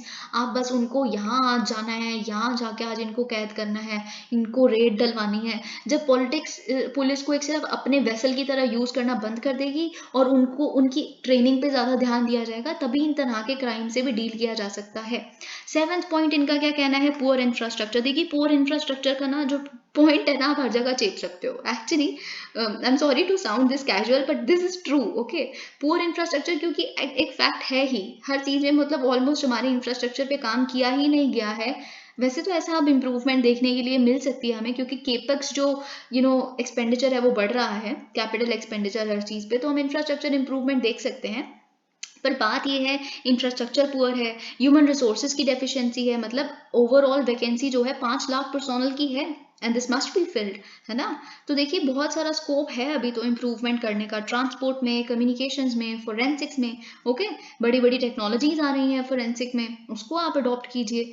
Eighth क्या है, पुअर हाउसिंग कंडीशंस। अब ये पता है बहुत इंपॉर्टेंट हो जाता है। अगर आप जानते हैं तो ये बहुत रिसेंटली वीडियोस भी सामने सरफेस हो रही थी जिसमें जो पुलिस ऑफिसर्स हैं वो बहुत रो रहे थे। एक्चुअल में I saw this video, I do not know where, maybe 15 days और अ मंथ अगो। तो उसमें जो एक पता पुलिस ऑफिसर थे वो रो रहे थे कि जो सरकार है, यूपी सरकार की बात कर रहे थे if I am not wrong, वो सरकार हमें किस तरह का खाना देती है। एक्चुअली जो दाल थी वो पानी थी पूरी और रोटी थी वो उनका कहना था कि हम किसी जानवर को भी नहीं खिलाई जाएगी इस तरह की रोटी, इतनी सूखी हुई सी रोटी थी वो। तो फिर कहते कि हम पूरे 15-15 घंटे यहाँ पे पूरी ड्यूटी देते हैं अपनी, तो 15 घंटे बाद हमें इस तरह का खाना मिलेगा तो हम कैसे देंगे। He actually had tears in his eyes. तो ये चीज़ आपको अगर पता है तो वही पॉइंट यहाँ पे रिटरेट किया गया है कि देखिए वर्किंग आवर्स जो हैं फिर आप ऑटोमेटिकली पुलिस की परफॉर्मेंस पे एडवर्स इम्पैक्ट देंगे। नेशनल पुलिस कमीशन का ये कहना है, उन्होंने रेकमेंड किया था कि 100% फैमिली अकोमोडेशन दिया जाए for all non gazetted police personnel. और according to status of policing in India report 2019, एक एवरेज पुलिसमैन जो है 14 घंटे काम करता है और उसको कोई वीकली ऑफ भी नहीं मिलता, नॉट ऑलवेज नहीं मिलता। और यहाँ पे क्या लिखा है कि ये काफ़ी ज़्यादा हैवी टोल दे देता है उनकी मेंटल और फिजिकल हेल्थ पे। Yes yes yes definitely. तो इनका ये सजेशन है कि पहले तो आप 12 घंटे की शिफ्ट पे आइए स्ट्रेट अवे, ठीक है, आज के आज ही आ जाइए अगर आज आप जाग जाते हैं तो, ठीक है। फिर ग्रेजुअली आप क्या करिए कि अचीव करिए 8 घंटे की शिफ्ट, ठीक है। तो ये चीज़ इन्होंने लिखी है। 9th पॉइंट यहाँ पे लिखा है कि बहुत ही एनॉर्मस स्कोप है टेक्नोलॉजिकल इनपुट्स का into the functioning of the police, ठीक है, क्योंकि technology can definitely act as a force multiplier. आप high power technology mission adopt कीजिए जो फ्यूचर टेक्नोलॉजीज को यूज करेगा for fulfilling their grass roots policing requirements. 10 यानी कि लास्ट वाला जो पॉइंट है वो ये कहता है पुलिस रिफॉर्म्स ना ही सिर्फ लोकल पुलिस तक सीमित रहना चाहिए बल्कि जो डिफरेंट विंग्स हैं सेंटर की उन पे भी अप्लाई किए जाने चाहिए। इन्होंने कहा है कि सीबीआई इतनी पावरफुल ऑर्गेनाइजेशन है पर अनफॉर्चुनेटली वो एक रेजोल्यूशन के तहत बनाया गया था, ये बात आपको पता है, एग्जीक्यूटिव ऑर्डर के थ्रू अप्रैल 1 1963। और वो अपनी पावर कहाँ से डिराइव करता है, investigation power, Delhi special police establishment act 1946। तो मतलब आप जब तक उसको एक स्टैट्यूटरी बेसिस नहीं दे देते तो इंडिपेंडेंस कहाँ से आएगी एक ऑर्गेनाइजेशन के पास। वैसे आईबी के पास है, आईबी को भी एक एडमिनिस्ट्रेटिव ऑर्डर के तहत बनाया गया था 1887 में। It also needs a statutory basis. मैं ये जो लाइन है ना ये डेफिनेटली आपके लिए पढ़ना चाहूंगी बिकॉज इट्स वेरी ब्यूटिफुल।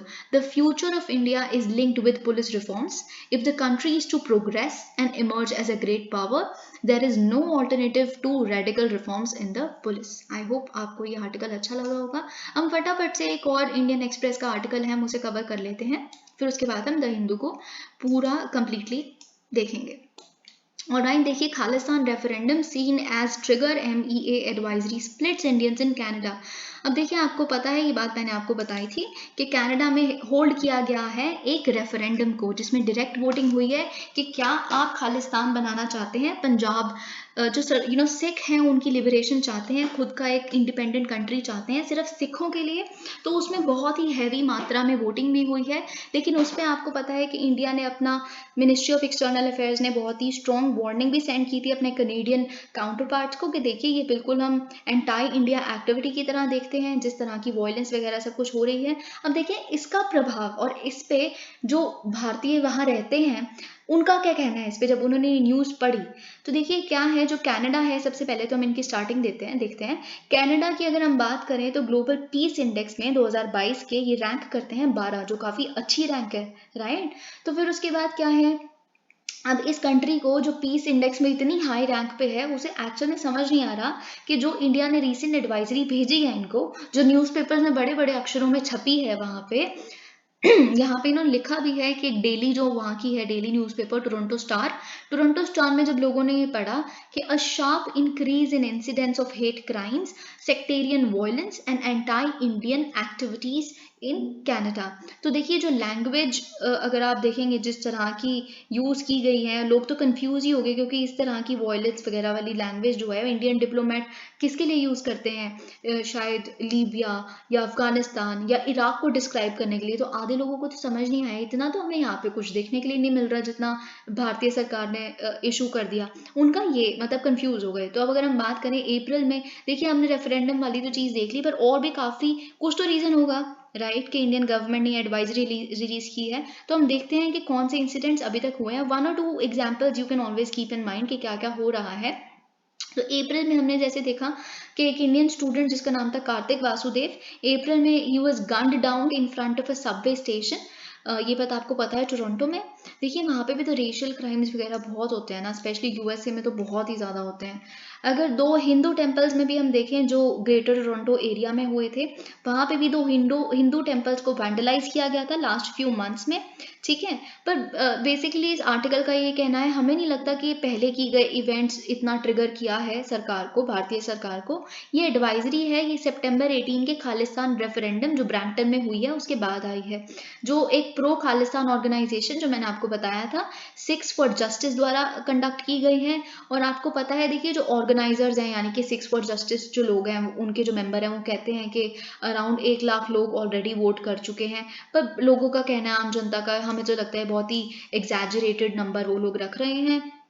देखिए सिर्फ ऐसा ब्रैम्पटन में ही नहीं, इनफैक्ट और भी जगहों पे ऑलरेडी रेफरेंडम ये लोग कंडक्ट करवा चुके हैं, लंदन में, रोम में, जनीवा में, ठीक है। और हम SFJ की अगर हम बात करें, उन्होंने एडवाइजरी के बारे में क्या कहा है, एज एक्सपेक्टेड, क्योंकि ये थ्रेट है freedom of speech and expression of Sikhs का कनाडा में, हु आर सपोर्टिंग लिबरेशन इन पंजाब। मैंने आपको बताया था मिस्टर पन्नू के बारे में, गुरपवंत सिंह पन्नू, वो SFG के लीडर हैं। ये बात आप देखिए, खालिस्तान इशू है ना, आप इंटरनल सिक्योरिटी में तो पढ़ेंगे ही, पर और चीज़ें क्या इसमें ऐड ऑन होती जा रही हैं, ये बात आपको हमेशा याद रखनी है।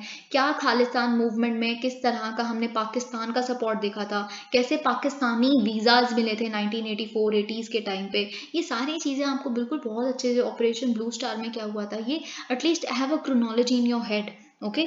ये चीज़ मैं आपको सजेस्ट करूँगी। अगर हम बात करें SFG की, देखिए भारत ने तो डेफिनेटली इनको बैन किया ही हुआ है, और हम इनको रिस्पॉन्सिबल होल्ड करते हैं रॉकेट प्रोपेल्ड ग्रेनेड जो RPG अटैक हुआ था पंजाब इंटेलिजेंस हेडक्वार्टर्स में मोहाली में इसी साल के मई में।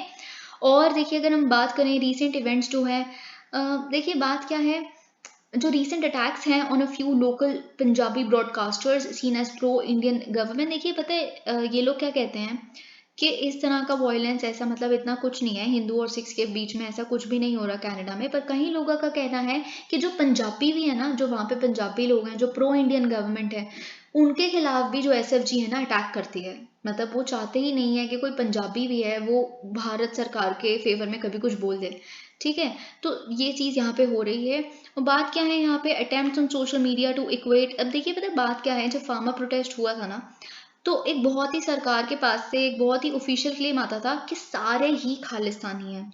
देखिए इसको करके ना पता है क्या हो गया, जब आपने फार्मर प्रोटेस्ट को इक्वेट ही खालिस्तानी मूवमेंट से कर दिया, तो अब कोई भी सिख बोलने को ही राजी नहीं है, क्योंकि उनको लगता है कि फिर उन्हें भी समझ लेंगे कि खालिस्तानी है। कोई सिख कुछ बोलेगा नेशनल इशू के मामले में या किसी के सपोर्ट में भी कुछ बोल देगा, इससे चुप ही रहते हैं बहुत हद तक, तो वो कुछ बोलते ही नहीं। तो ये बात I should have explain and I did. Right, तो हम देखते हैं द हिंदू के बचे हुए जितने भी आर्टिकल्स हैं। ओके, ओवर द टॉप, देखिए अगर आपको पता है टेलीकॉम बिल के बारे में, आपको बहुत सारी सोशल मीडिया पे या वैसे भी बहुत लोग आपस में बात करते दिख गए होंगे, या शायद ऐसा हो सकता है कि व्हाट्सएप भी अब कॉल के पैसे लेगा, हाइक भी अब कॉल के पैसे लेगा, जूम भी कॉल्स होंगी तो उस पर पैसे देने पड़ेंगे, ये सारी चीज़ें आपको पता चल गई होंगी, ठीक है। तो अब जो ड्राफ्ट टेलीकम्युनिकेशन बिल है, जिसको एक हफ्ते पहले it has been put out for public comments. देखिए पब्लिक कमेंट्स का मतलब क्या होता है, ये एक तरह से पब्लिक कमेंट ही है, ये जो एडिटोरियल हम पढ़ रहे हैं, ठीक है, इन्होंने अपना व्यू व्यक्त किया है, ठीक है। तब देखिए बात क्या है, ये एडिटोरियल ये कहता है, ये जो गवर्नमेंट का एक डिस्टर्बिंग परसूट के तरफ हिंट करता है, क्योंकि ये और ज़्यादा डिजिटल एप्लीकेशंस पे, over the top OTT streaming services पे जो मिलियंस ऑफ इंडियंस आज यूज़ करते हैं, उनके ऊपर ज़्यादा कंट्रोल चाहते हैं, ये इस एडिटोरियल का कहना है। कुछ कुछ इन्होंने जो रीजंस दिए हैं वो वाजिब भी हैं, देखते हैं कैसे। देखिए क्या करना चाहते हैं सरकार, क्या करना चाहती है इस बिल के थ्रू, वो एक्चुअली क्या करना चाहती है, टेलीकॉम सर्विसेज के बैनर के अंडर ही लेके आना चाहती है इन सारे OTT प्लेटफॉर्म्स को। जैसे कि हम देखिए व्हाट्सएप है, जूम है, नेटफ्लिक्स है, ये सारे अब टेलीकॉम सर्विसेज ही मानी जाएंगी। टेलीकॉम सर्विसेज क्या होती है, कोई भी सर्विसेज जो इंफॉर्मेशन शेयरिंग के लिए हेल्प करे, यानी कि जो टेलीफोनी होती है या किसी भी तरह का इलेक्ट्रॉनिक मीडियम के थ्रू अगर दो लोगों को जो लॉन्ग डिस्टेंस में बसे हुए हैं उनको कनेक्ट करना, is known as telecom services. लेकिन टेलीकॉम सर्विसेज जो होती हैं, जो ऐसी तरह की सर्विसेज को प्रोवाइड करते हैं, जैसे नॉर्मल कॉल, एयरटेल वगैरह, ये लोग जो करते हैं, जो जिन्हें स्पेक्ट्रम खरीदना पड़ता है ऑक्शन में, लाइसेंस लेना पड़ता है सरकार से, फिर आप लाइसेंस लाइसेंस लेते हो टेलीकॉम सर्विस, अगर आप प्रोवाइडर हो, लाइसेंस लेते हो तो कुछ रेवेन्यू आप सरकार के साथ शेयर करते हो। ये बातें यहाँ नहीं लिखी, पर आपको समझ आना चाहिए कि टेलीकॉम सर्विसेज अगर इनको बोला जाएगा तो इनके लिए कितनी दिक्कतें आएंगी। और देखिए ये डिमांड कोई आज की डिमांड नहीं है, 2008 से ये बात चल रही है कि व्हाट्सएप वगैरह जब नए नए आने शुरू हुए थे कि आप मतलब अगर ऐसा कुछ भारत में भी आता है तो इन तरह की जो सर्विसेज हैं इनको भी आप मतलब पैसे लीजिए, इनको भी बोलिए कि लाइसेंस। ये क्या करते हैं बेसिकली, इंटरनेट पैकेज आप किसका लेते हो, एयरटेल, वोडाफोन वगैरह, जो एक्चुअल में लाइसेंस खरीदते हैं, ऑक्शन में पार्ट लेके स्पेक्ट्रम वेव्स लेते हैं। और फिर ये जो व्हाट्सएप वगैरह जैसे जो OTT प्लेटफॉर्म्स हैं, ये इन्हीं का इंटरनेट पे अपनी कॉल्स प्रोवाइड कर देते हैं। तो इनडायरेक्टली मतलब किसको सबसे ज़्यादा घाटा हो रहा है, वो टेलीकॉम सर्विस प्रोवाइडर्स को हो रहा था। तो अब इनका बिल्कुल जो सपना है वो साकार हो गया है टेलीकॉम सर्विसेज प्रोवाइडर्स का। अब इन सारी जितनी तरह के OTT प्लेटफॉर्म्स हैं इनको भी टेलीकॉम सर्विसेज ही माना जाएगा। अब इनको भी अपना रेवेन्यू शेयर करना पड़ेगा सरकार के साथ। तो ये चीज़ आपको बता दी। अब देखिए बात क्या है, अब इस चीज़ को करने के लिए आप डेफिनेशन को एक्सपैंड करेंगे टेलीकॉम सर्विस की, और ये जो नई डेफिनेशन होगी इन तरह के सारी ब्रॉडकास्टिंग सर्विसेज को जिसमें इलेक्ट्रॉनिक मेल भी आता है, शायद प्रेस इन्होंने अभी एक्सक्लूड की है if I am not wrong, ठीक है। Voice mail to voice, video and data communication services, internet and broadband services, ये सब कुछ इंक्लूड किया। और गवर्नमेंट कभी भी नोटिफाई करके किसी और चीज़ को भी ऐड कर सकता है। ओके अब देखिए okay fine, government has done well, fine, it's good. देखिए कंट्री क्या है, it requires a new legal framework and there is no doubt about that, क्योंकि जो एग्जिस्टिंग है it is based on Indian Telegraph Act 1885। उस time पे तो मेरे को लगता है OTT किसी की इमेजिनेशन में भी नहीं आ सकता था। तो उस एक्ट को आज भी जो रियलिटी 21st सेंचुरी की है उससे तो डील नहीं करवाया जा सकता। बट देखिए अगर टेक्नोलॉजी इतने सेंचुरी में इवॉल्व हो गई है इतने सालों में, तो एक डेमोक्रेटिक सोसाइटी भी तो इवॉल्व हुई है। ये क्यों नहीं समझ पा रही कोई सरकार, ये क्यों नहीं समझ पा रही कॉन्सेप्ट्स राइट्स के, प्रिवेसी के, ट्रांसपेरेंसी के, वो भी तो इवॉल्व हुए हैं। ठीक है टेक्नोलॉजी इवॉल्व हो गई, 1885 में नहीं सोचा जा सकता था। 1885 में प्रिवेसी का भी कॉन्सेप्ट नहीं था, ट्रांसपेरेंसी का भी कॉन्सेप्ट नहीं था। तो ये बातें भी तो समझो आप साथ साथ में। और ये बात क्या है, देखिए डेफिनेटली आपको पुट्टा स्वामी जजमेंट पता है, यहाँ पे उसी चीज को हिंट किया गया है जिसके तहत प्रिवेसी को एक फंडामेंटल राइट बोला गया था। ओके तो इनका क्या कहना है, देखिए according to it for instance government has the powers to prevent. इस बिल के तहत क्या होगा, गवर्नमेंट के पास पावर होगी कि वो किसी भी तरह के मैसेज को ट्रांसमिट होने से रोक सके। अगर कोई पब्लिक इमरजेंसी का बात आ जाती है या interest of the public safety की कोई बात आ जाती है। एक और क्लॉज है इस बिल में जो ये कहता है कि एक एंटिटी को जिसको लाइसेंस लेना है उसको आइडेंटिफाई करना पड़ेगा किसी भी इंसान को, अगर ये लोग बोल देते हैं, सरकार बोल देती है, जिनको वो सर्विस प्रोवाइड कर रहे हैं। एक और क्लॉज है जो ये कहता है जो IT रूल्स में लाया गया था बेसिकली, वो इस बिल में नहीं है। IT रूल्स आपको पता है 2021 वाले, लास्ट ईयर, है ना।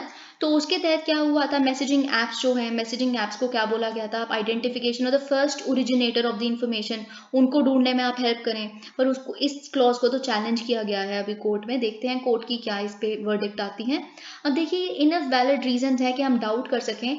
देखिए चले एक तो हम सरकार का इंटेंशन क्या है वो बात अभी साइड पे रख दो, ये टेक्निकली भी पॉसिबल है कि नहीं, क्योंकि व्हाट्सएप क्या है, अगर आप कोई भी मैसेज सेंड करते हैं उस पर लिखा आता है ना कि it is encrypted end to end, है ना। तो फिर अगर आपको किसी की इंक्रिप्शन, सिर्फ एक पर्सन को भी अगर आपने ट्रेस करना है कि फर्स्ट ओरिजिनेटर कौन है, व्हाट्सएप कहता है हमें खुद भी नहीं पता कि आप क्या बात कर रहे हो, ठीक है। इंक्रिप्शन का मतलब तो यही होता है ना। तो जब उनको खुद भी नहीं पता तो फिर वो आपके लिए कैसे ट्रेस करके दें। वो ट्रेस सिर्फ तभी कर सकते हैं जब हर किसी का डेटा वो सेव करें और हर किसी की इंक्रिप्शन साथ में खुले, क्योंकि it is a mass encryption. तो ये फीजिबल भी नहीं है, कितना तरह का पता नहीं इनको एक्सपेंडिचर करना पड़ेगा, ये सब कुछ। Okay The government needs to upgrade its thinking on users and privacy. This draft needs to go back to the drawing board. Alright वापस ले जाइए, जॉइंट कमेटी बिठवाइए इस पे। ये इस एडिटोरियल का हिंट है।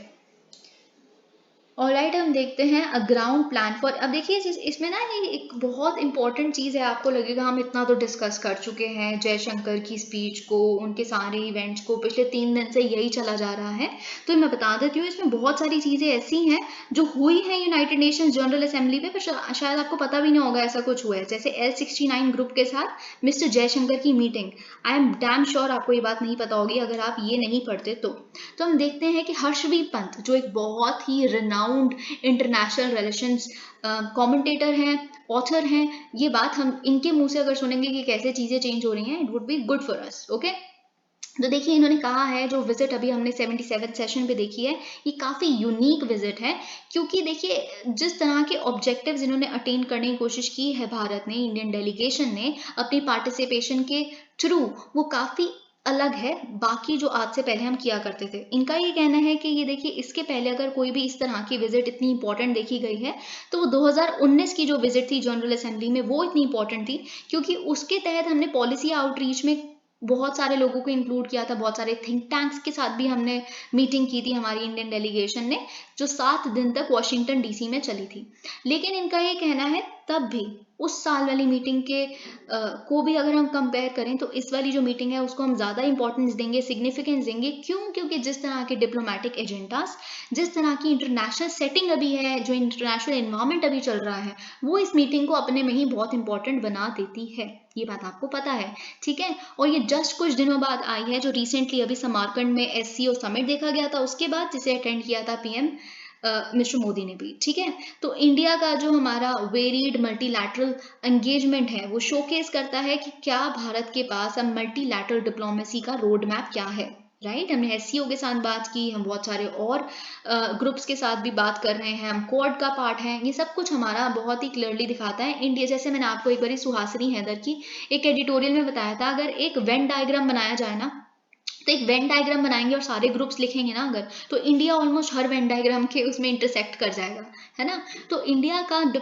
जो डिप्लोमेटिक स्टैंड है हमारी एंगेजमेंट्स को लेके, वो बहुत आपको क्लियरली दिख रहा है।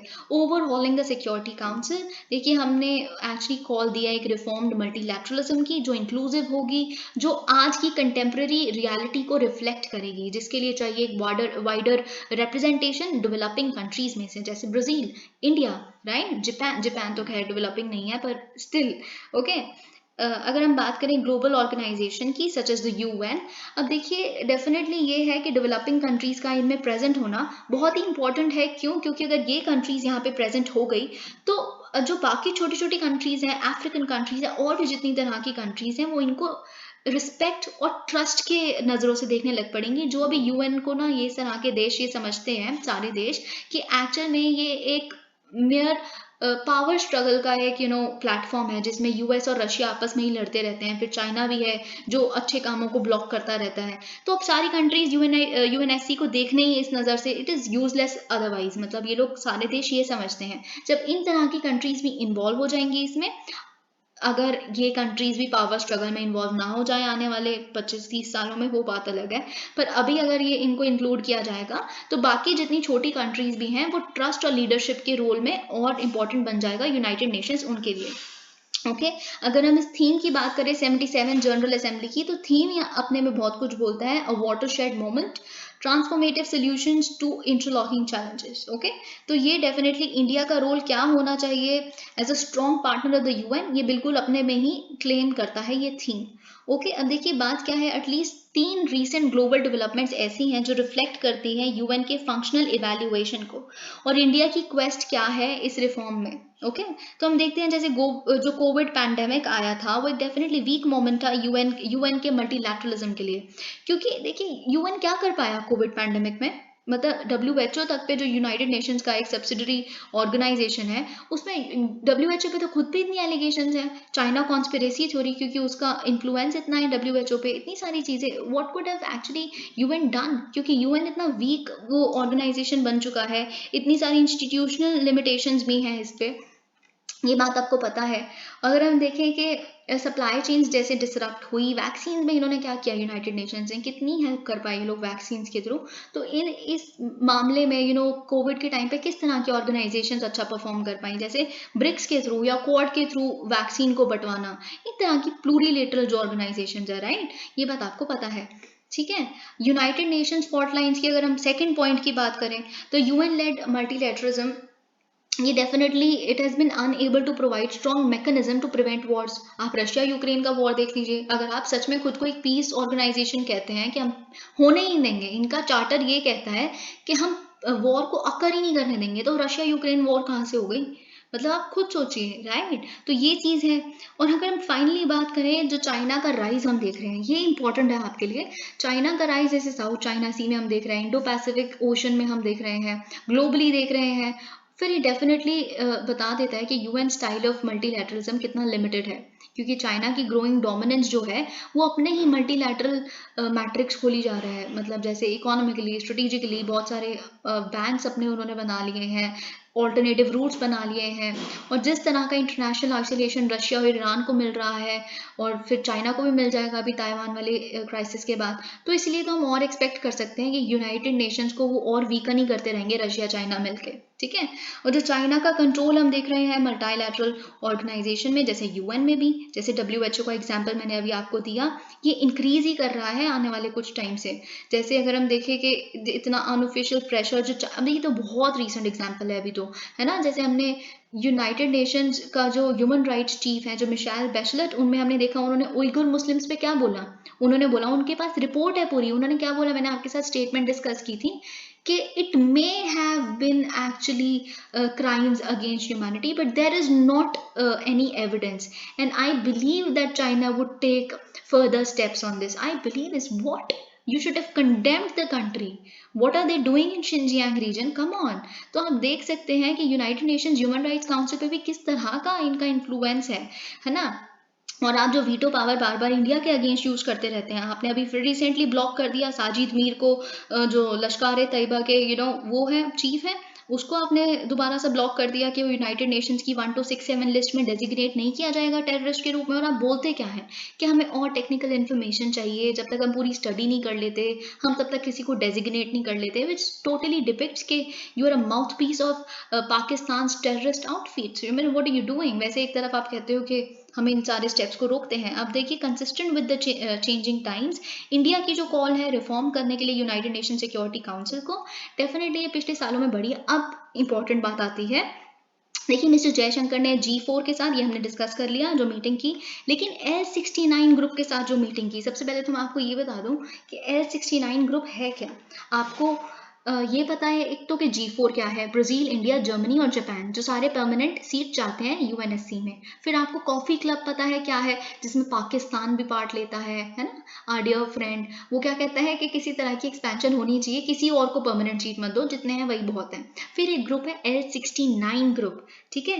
L69 ग्रुप क्या है, 2007 में ये ग्रुप बनाया गया था, जिसमें African, Latin American, Asian countries हैं और बहुत सारी कंट्रीज हैं, आई थिंक अराउंड 42 ऐसे कुछ बहुत सारी कंट्रीज हैं, जो जिनका गोल ही यही है कि ये अचीव करना चाहते हैं comprehensive reform of the Security Council and ultimately to strengthen multilateralism, ठीक है। ये चीज आपको पता होनी चाहिए। तो उनके साथ मिलना, अपना कंसेंसस डेवलप करना भारत के साथ कि हमारा भी मोटिव वही है, आपका भी मोटिव वही है, तो ये अपने में ही बहुत कुछ बोलता है। अब हम देखते हैं यहाँ पे क्या लिखा है। अब देखिए, beyond the UN the ministers participation in the plurilateral meeting, जैसे Quad, IBSA, India, Brazil and South Africa, BRICS, और जो इंडिया कैरिकॉम यानी कि करीबियन कम्युनिटी के साथ जो हमारे ट्राइलेटरल फॉर्मेट्स हैं, या फिर इंडिया, फ्रांस, ऑस्ट्रेलिया जैसे फॉर्मेट्स ट्राइलेटरल, ये सारे अंडरलाइन करते हैं कि भारत बहुत बड़ी सर्च में है इस तरह के न्यू प्लेटफॉर्म्स, न्यू फ्रेमवर्क्स के, ग्लोबल गवर्नेंस के, ठीक है। अब it is the growing frustration with the extent multilateral order, क्योंकि हम प्रॉपरली कंप्लीटली फ्रस्ट्रेट हो चुके हैं यूनाइटेड नेशंस टाइप के मल्टीलैटरलिज्म के कॉन्सेप्ट से, क्योंकि ये लोग अब बिल्कुल डिफंक्ट हो चुके हैं। Okay, now this is something very important, very important. Again, I would sincerely request you guys, please take a note of the data I would speak. जो भी चीज़ मैं आपको बोलूँ, या अगर आप पढ़ रहे हैं खुद से, तो ये प्लीज़ जो मैंने हाईलाइट की है चीज़, आप प्लीज़ इस डेटा को लिखिए, ठीक है, क्योंकि बहुत इंपॉर्टेंट है। एक तरफ मिड डे मील जैसी जो चीज़ें हैं आप पढ़ते हैं, आए दिन हम रिपोर्ट पढ़ लेते हैं कि मिड डे मील और जो एनरोलमेंट रेशो है उसमें पॉजिटिव कोरिलेशन है, ये चीज़ आपको पता है। जितना आप लोगों को कहोगे, जो गरीब बच्चे हैं, आप इतना ही उनके माँ बाप को कह दीजिए, कोई बात नहीं, आपको इनके खर्चे की कोई टेंशन नहीं लेनी, यूनिफॉर्म का खर्चा और खाने का खर्चा, मिड डे मील मिलेगी इनको यहाँ पे, तो फिर वो बच्चों को भेजने के लिए राजी हो जाते हैं, ठीक है। तो ठीक है, इट इज़ गुड, पर on the other hand mid day meal में से अगर जो सरकार खाना दे रही है बच्चों को, उसमें से चूहे निकल रहे हैं, कॉकरोच निकल रहे हैं, अब्सर्ड, राइट। और इसी तरह की रिपोर्ट्स हमारे सामने आई हैं। देखिए क्या है, जब इतना जो मोस्ट स्टूडेंट्स हैं they are back in school pandemic के बाद, देखिए लेकिन उसके बाद क्या है, हम देख सकते हैं कि लास्ट 90 डेज में क्लोज टू 120 स्टूडेंट्स जो हैं they have suffered from food poisoning, especially Karnataka, Andhra Pradesh और बिहार में। क्योंकि लास्ट 13 साल में डेटा सजेस्ट करता है कि एटलीस्ट 9646 केसेस आए हैं इस तरह के फूड पॉइजनिंग के। इनमें से 9646 केसेस में से 12% जो विक्टिम्स हैं उनको दे बिकेम इल बिकॉज क्योंकि उनके मील्स में लिजर्ड्स निकली, रैट्स निकले, स्नेक्स निकले, कॉकरोचेस निकले, तो ऑब्वियसली फूड पॉइजनिंग भी हुआ तो क्या होगा इनको, है ना। और मोस्टली इस तरह के केसेस कर्नाटका नंबर 1 पे आता है 1524 केसेस के साथ। अगर हम CAG की रिपोर्ट की बात करें, इन्होंने काफ़ी स्टेट्स को ऑडिट किया है पास्ट डेकेड में और बहुत सारे रीजन स्टेट किए हैं कि क्यों लो स्टैंडर्ड्स हैं मिड डे मील की प्रेपरेशन के, जैसे पुअर इंफ्रास्ट्रक्चर, इनसफिशिएंट इंस्पेक्शंस होना, एक फीडबैक मैकेनिज्म नहीं है, इरेगुलर लाइसेंसिंग है। अगर हम बात करें 2015-16 की, तो मध्य प्रदेश में CAG ने जब ऑडिट किया तो उनको पता चला कि around 14,500 schools did not have a kitchen shed for preparing their mid day meals. जब जहाँ पे अनहाइजीनिक सिचुएशन में पहली बात तो मिड डे मील प्रिपेयर किया जा रहा है, ऊपर से उसको ढका भी नहीं जा रहा, कोई शेड ही नहीं है, खुले में आप प्रिपेयर कर रहे हो, ऊपर से जो गिरे, बारिश की बूंदें गिर रही हैं, मिट्टी गिर रही है, उसके अंदर कुछ भी गिर रहा है, none of their business. Okay, जब इन तरह की चीजें उनको इंफ्रास्ट्रक्चर डेवलप नहीं करके दोगे, वो क्या करेंगे इसमें, ठीक है। एक और चीज जो आप यहाँ से पॉइंट नोट कर सकते हो ये है कि जो फूड डिलीवर किया जाता है सेंट्रलाइज्ड किचन से स्कूल को, उनका मिनिमम टेम्परेचर होना चाहिए 65 डिग्री सेल्सियस। ये रूल कहता है, ये गाइडलाइन कहती है, ठीक है, मिड डे मील की। लेकिन 2018 में एक फील्ड विजिट के तहत पता चला, गुजरात के CAG ने पता किया कि जो फूड सर्व किया जा रहा था NGOs द्वारा, इट वॉज नॉट हॉट।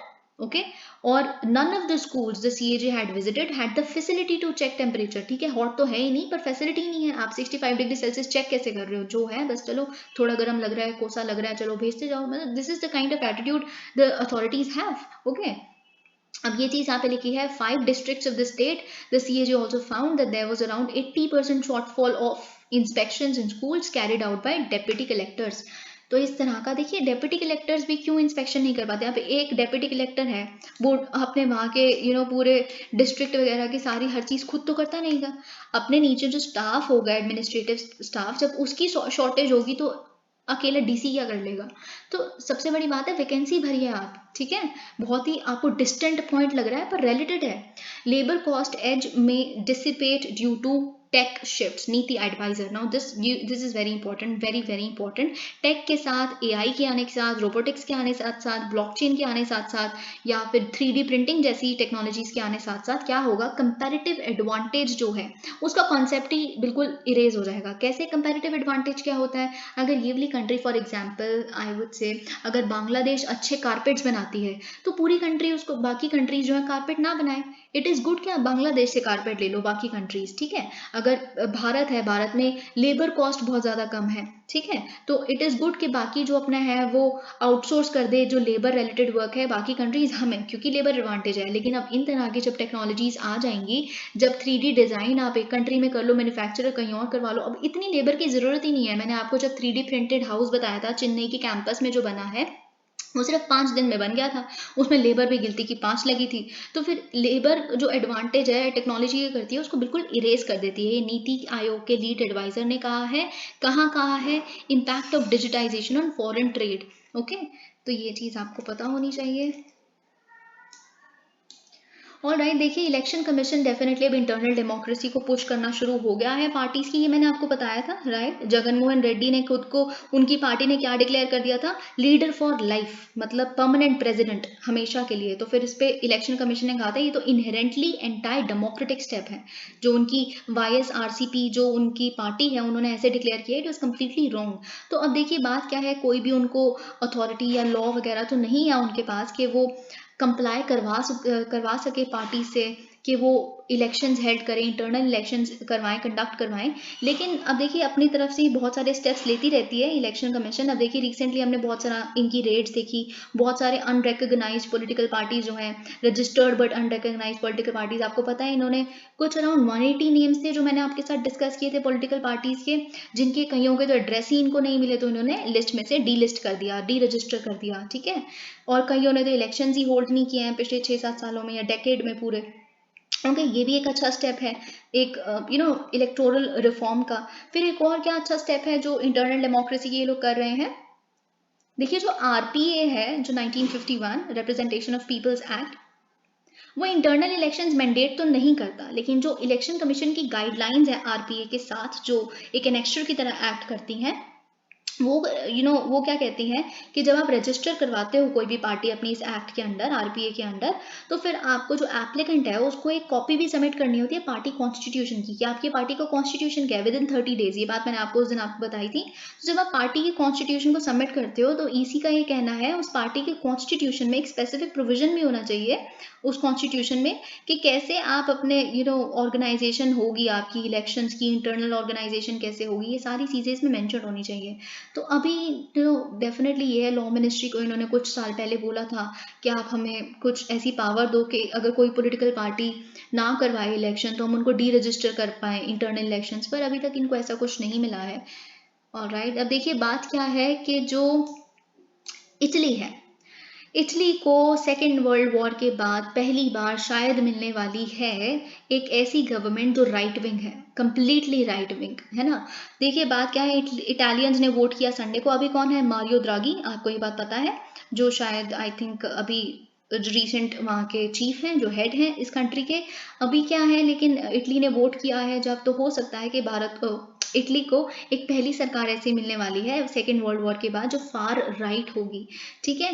तो देखिए इसमें से जो है the Brothers of Italy party, जिसकी एक शायद विमेन हेड है, यस, मिस मेलोनी, 45 ईयर्स इनकी एज है, जिन्होंने कैंपेन किया है on a motto of God, country and family.